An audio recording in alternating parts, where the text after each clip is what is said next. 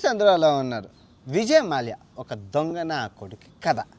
So మొన్న RCB గెలవడం, so మన విజయ్ మాల్యా 10 సంవత్సరాల తర్వాత బయటకు వచ్చి నేను శుద్ధపూసని, నేనే తప్పు చేయలేదు, state bank of India, Indian government కలిపి నన్ను దొంగగా చిత్రీకరిస్తున్నాను, కానీ నేను దొంగని కాదు, నేను పెద్ద శుద్ధపూసని అని చెప్పి పతివ్రత కబుర్లు చెప్తున్నారు. సో ఈ వీడియో చాలా బాగుంటుంది. వీడియో అంతా చూశాక నిజాలు చెప్పాల్సిన బాధ్యత మీదే ప్రేక్షకులుగా. దొంగ ఎవరు, ప్రభుత్వమా, విజయ్ మాల్యా? అది పక్కన పెడితే ఈ విజయ్ మాల్యా నాశనం అయిపోవడానికి మూడు కారణాలు: మందు, చిందు, పందు. సో వీటి వల్ల అయితే నాశనం అయిపోయాడు. సో వీడియోలోకి వెళ్ళే ముందు గట్టిగా ఒక లైక్ కొట్టండి. ఆయనకి ఇష్టమైన కింగ్ఫిషర్ పాటతోనే ఈ వీడియోని స్టార్ట్ చేద్దాం. Let's start our show. ఉలల్లల్లలేవో ఉలల్లల్లలేవో ఉలల్లల్లలేవో ఉలల్లల్లలేవో, ఇది కింగ్ఫిషర్ పాట. Let's start. Kingfisher Vijay Mallya సామ్రాజ్యం. సో వీళ్ళు కర్ణాటక ఫ్యామిలీ. సో విఠల్ మాల్యా గారి సుపుత్రుడే మన విజయ్ మాల్యా. సో వీళ్ళంతా కర్ణాటక ఫ్యామిలీ వాళ్ళం అనమాట.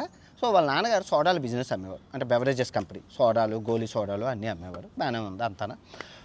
సో ఆ సోడాల బిజినెస్ అమ్మి మనోడు బిజినెస్ మ్యాన్ వాళ్ళ నాన్నగారు. సో మనోడిని బాగా విదేశాల చదువుల్లోనే చదివించారు మన విజయ్ మాల్యాని. మనం చదువు అంతా అయ్యాక ఒకరోజు విజయ్ మాల్యా నాన్నగారు విఠల్ మాల్యా చనిపోయారు గుండెపోటుతో.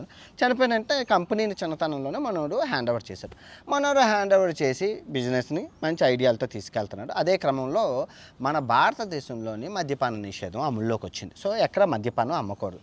సో అప్పటికి మార్కెట్లో ఉన్న చిన్న చితక కంపెనీలు ఉంటాయి కదా, మందు కంపెనీలు, అవన్నీ మూతపడిపోయాయి. లోకల్ కంపెనీలు అని బెవరేజెస్ కంపెనీలు అన్నీ మూత మారిపోతే మన విజయ్ మాల్యా స్మార్ట్. ఎందుకంటే ఒక రాష్ట్రం యొక్క ఒక రాష్ట్రానికి వచ్చే ట్యాక్స్ ఈ మద్యపాన నిషేధం నుంచే వస్తుంది, ఎక్సైజ్ డిపార్ట్మెంట్ నుంచే వస్తుందని గ్రహించి ఎప్పటికైనా మద్యపాన నిషేధం ఎత్తేస్తారు. మళ్ళీ మన బిజినెస్ మంచిగా చేసుకొచ్చి ఇది ఎక్కువ కాలం నిలబడదు. భారతదేశంలోని అందరికీ మద్యానికి బానిసలు అయ్యి ఉంటారు కాబట్టి ఒప్పుకోరు, ప్రభుత్వాలు నిలబడవని తెలుసుకొని ఈ నష్టపోతున్న కంపెనీలన్నీ టకా అన్నీ కొనడం ప్రారంభించారు. ఎందుకంటే మనోడు భవిష్యత్తుని గెస్ట్ చేశారు. ఒక వ్యాపారస్తుడిగా ఉండాల్సిన ప్రథమ లక్ష్యంగా గెస్ట్ చేశాడు. మొత్తం అన్ని కంపెనీలు కొనేసాక ఆయన అనుకున్నట్లు అదే జరిగింది, మద్యపాన నిషేధాన్ని ఎత్తేసాడు. సో మనోడు కుర్రోడు కాబట్టి మంచి స్ట్రాటజీస్తోని, మంచి వ్యాపార టెక్నిక్ మెలకువతోని మొత్తం మందు కంపెనీని ముందుకు తీసుకెళ్లారు. అదే దాంట్లో వాళ్ళకి కింగ్ఫిషర్ బీర్ అని ఉండాలి కంపెనీ. సో ఎందుకు ఆ బీర్ బ్రాండ్ని బయటకు తీసుకెళ్లాలని చెప్పి కింగ్ఫిషర్ బీర్ని విపరీతంగా ప్రమోట్ చేసి మంచిగా స్టాటిస్టిక్స్తోని ఆల్కహాల్ అంటే మందు ఒక బియర్లో 4% ఉంటే అందులో 8% యాడ్ చేసి కొంచెం మందు ఎక్కువేసి అటు మందు కాదు అటు బీరు కాదు అలా చేసి మన సౌత్ ఇండియాలోని ఎండలు ఎక్కువ ఉంటాయి. ఆ బీర్ని సక్సెస్ఫుల్ చేసి ఎంతగా చేశారంటే 70% లాభాలు వచ్చేలా చేశారు మొత్తం అన్ని కంపెనీలు. సో మన ఆస్తి విపరీతంగా పెరిగింది, మంచి సక్సెస్ రేట్లో టోప్లో ఉన్నారు. సో మనోడికి ముచ్చటగా 3 పెళ్ళిళ్ళు అయితే అయ్యాయి. 2 అఫీషియల్గా, 1 అన్అఫీషియల్గా అయ్యాయి. సో మొదటి భార్య కొడుకు మన సిద్ధార్థ మాల్యా, అది పక్కన పెడితే మనోడు 2 సంవత్సరాలు ఎంపీగా కూడా చేశారు, 2 సార్లు ఎంపీగా కూడా చేశారు, మెంబర్ ఆఫ్ పార్లమెంట్. ఇదంతా బాగుంది. మనోడికి ఉన్న వ్యసనాల్లో మెయిన్ వ్యసనం కార్ రేసింగు, F1 కార్ కంపెనీలు కూడా పెట్టాడు. దాంతో పబ్బులు, పార్టీలు. ప్రతి సంవత్సరం కింగ్ఫిషర్ క్యాలెండర్స్, ఆ రోజుల్లో కుర్రోళ్ళందరికీ పిచ్చి కింగ్ఫిషర్ క్యాలెండర్స్ అంటే బ్యూటిఫుల్ అమ్మాయిలు, అందమైన అమ్మాయిలు పెట్టి ఆ క్యాలెండర్ని రిలీజ్ చేస్తారు. ఆ మోడల్స్ని చూడడానికి ఆ క్యాలెండర్ కొనుక్కునేవాళ్ళు, ఫ్రీగా వచ్చేవాళ్ళు, అసలు పిచ్చి కొన్ని కోట్లు ఖర్చు పెట్టేవారు. విజయ్ మాల్యా పార్టీ అంటే ప్రపంచ దేశాల నుంచి వచ్చేవాడు. అంత బాగా అంగరంగ వైభవంగా అంత తన డబ్బుని తను ఎంజాయ్ చేసేవాడు, బాగానే ఉంది. ఆ కింగ్ఫిషర్ క్యాలెండర్ మోడల్లో నుంచి వచ్చినవారు కత్రినా కైఫ్, దీపికా పదుకొని. ఆ బొమ్మలే ఈ బొమ్మలుగా ఇప్పుడు పెద్ద హీరోయిన్లుగా చలామణి అవుతున్నారు. తర్వాత మనోడు ఇది ఐపీఎల్ మ్యాచ్ టీం కూడా ఉంది, ఆ టీంలో నుంచి వచ్చింది విరాట్ కోహ్లీ కూడా. అదంతా బాగానే ఉంది కదా, ఓకే. సో 2005 మనోడు జీవితంలో టర్నింగ్ పాయింట్ విజయ్ మాల్యా జీవితంలో. అదేంటి అంటే కింగ్ఫిషర్ ఎయిర్లైన్స్ స్థాపిద్దామని చెప్పి స్థాపించాడు. మీ అందరికీ తెలుసు 2005లో ఒక 4 ఏరోప్లేన్లు కొని తిరుపతి వెంకటేశ్వర స్వామి చుట్టూ కూడా తిప్పాడు. భక్తి కూడా ఉందండి మనోడికి, ఎంత ఎదవైనా భక్తి ఉంది.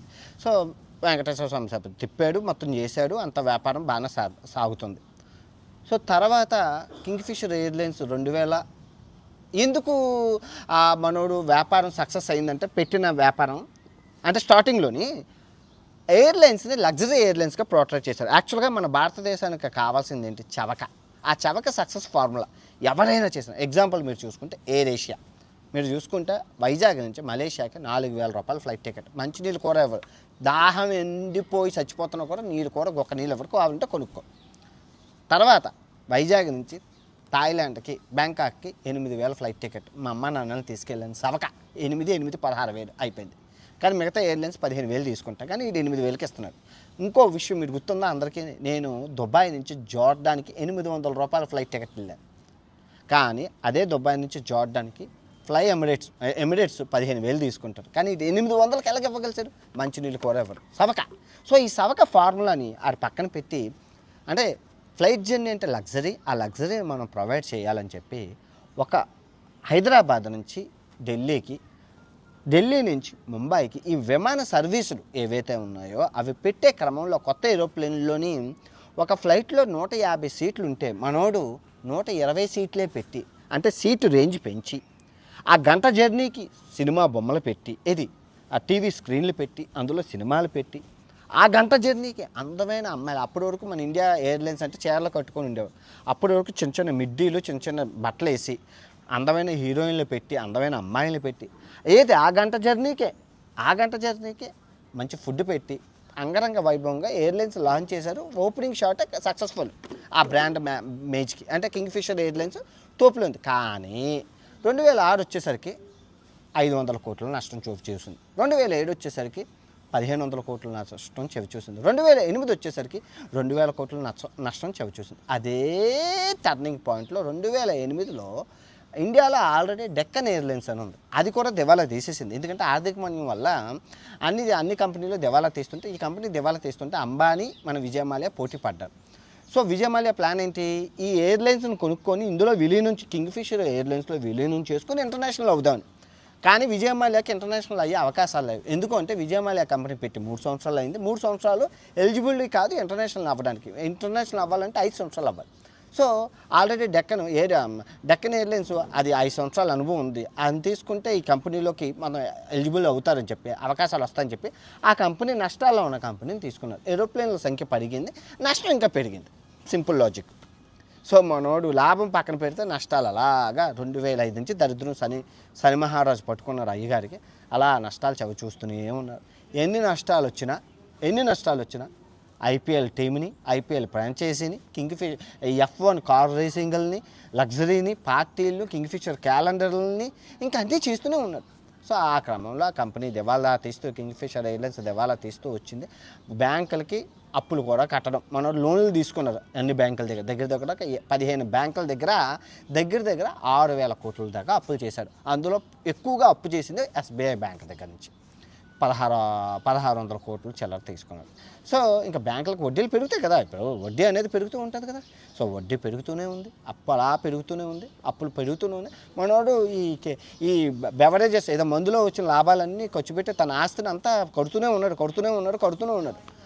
ఎంతగా అప్పులు పాలు అయిపోయాడంటే ఎయిర్లైన్స్ కెప్టెన్లకి వీళ్ళకి అప్పులు ఇవ్వలేక, జీతాలు ఇవ్వలేక 300 కోట్లు బకాయి అయిపోయాయి. ఇంకా మనోడు కంపెనీ దివాలా తీస్తున్నాయని న్యూస్లు గట్టా స్ప్రెడ్ చేయడంతో ఈ బ్యాంకులు అప్పులు ఆడడం మొదలుపెట్టాయి. ఇంక వీళ్ళు అప్పులు అడుగుతున్నారని తెలిసిపోయి మనోడు సిచ్యువేషన్ అర్థమైపోయింది. ఆల్రెడీ లండన్లోని మనోడు పౌరసత్వం అన్నీ సంపాదించారు. మనోడు తెలుసు వ్యాపారం పోతాది అని చెప్పి, పోతాది అన్న ఆ బ్రాండ్ ఇమేజ్ని కాపాడుకోవడం కోసం, కింగ్ఫిషర్ ఎయిర్లైన్ కాపాడడం కోసం మనోడు చాలా ప్రయత్నాలు చేశాడు. కానీ అప్పు ఇచ్చేవాడు దేవుడు ఊరుకోడు కదా, అప్పు వసూలు చేస్తాడు. సో SBI రంగంలోకి దిగి స్టేట్ బ్యాంక్ ఆఫ్ ఇండియా మా డబ్బు మాకు ఇవ్వండి అని చెప్పి పేక మీద కత్తి పెట్టి వసూలు చేయడం. సో నేను ఇవ్వలేను అది అని చెప్పి, ఎందుకంటే బ్యాంక్ అంత అమౌంట్ కట్టలేదు కదా, ఆల్రెడీ నష్టాల్లో ఉన్నది, లాభాలు ఏమీ లేవు. సో అప్పుడు ఇంకా స్టేట్ బ్యాంక్ ఆఫ్ ఇండియా కోర్టుని ఆశ్రయించి అరెస్టులు జారీ చేసింది, అరెస్ట్ చేయమని చెప్పింది. కానీ అంతలోగా మనోడికి అన్నీ తెలుసు కాబట్టి, సిచ్యువేషన్ తెలుసు కాబట్టి 6 రోజుల ముందే దేశం వదిలి పరారైపోయాడు. మనోడు అయిపోయాడు, మాయమైపోయాడు. ఇంకంతే. ఇంకా మనం ఏం పీకలేము, మన దేశం దాటి వెళ్ళిపోయాక కోర్టులు మన చెల్లవు, లా చెల్లదు. ఆల్రెడీ మనోడు మనీ లాండరింగ్ చేసి ఇండియా నుంచి చాలా వరకు ఆస్తిని తరలించుకొని పోయి లండన్లో సెటిలైట్ అయిపోయాడు. ఎప్పటికైనా ఇలాంటి పరిస్థితి వస్తుందని గ్రహించి ఇది సీన్. సో అప్పటికి బాకీ 6,000 కోట్లు వడ్డీతో కలిపి 2016 నాటికి 9,000 కోట్లు అయింది. మనోడి దగ్గర ఉన్న ఆస్తి విలువ 15,000 కోట్లు. ఇది 15,000 కోట్లు ప్రాపర్టీస్ ఉన్నాయి.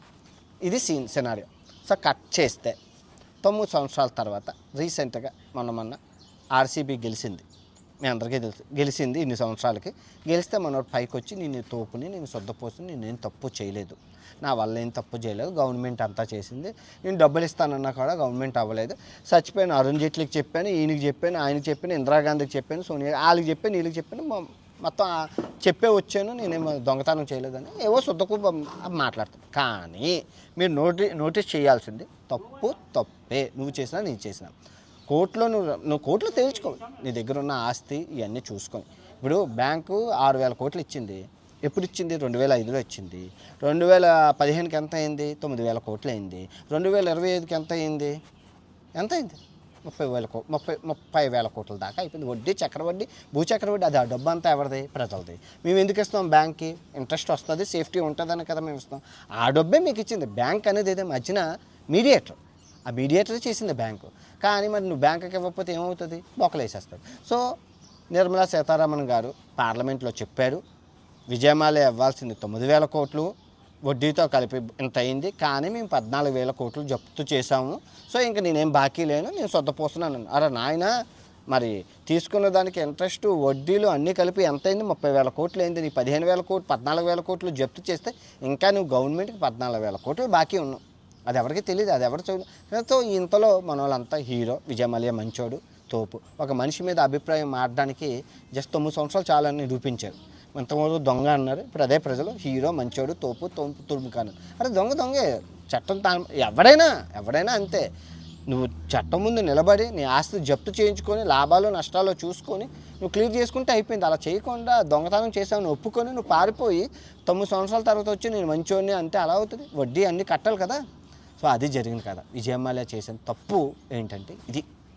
ఒక మనిషి ఎంత మంచోడని అవ్వచ్చు, కానీ చెడు వ్యసనాలు ఉంటే కనుక నాశనం అయిపోతాడు. మనోడికి ఉన్న చెడు వ్యసనాలతోని, మనోడికి ఉన్న హైప్తోని మనోడు తెలియని బిజినెస్లో చెయ్యి పెట్టి నష్టపోయాడు. అది జరిగింది కాదు. ఇప్పుడు మీకు అర్థమైందా? ఇప్పుడు చెప్పండి, విజయమాల్యా దొంగ మంచోడా?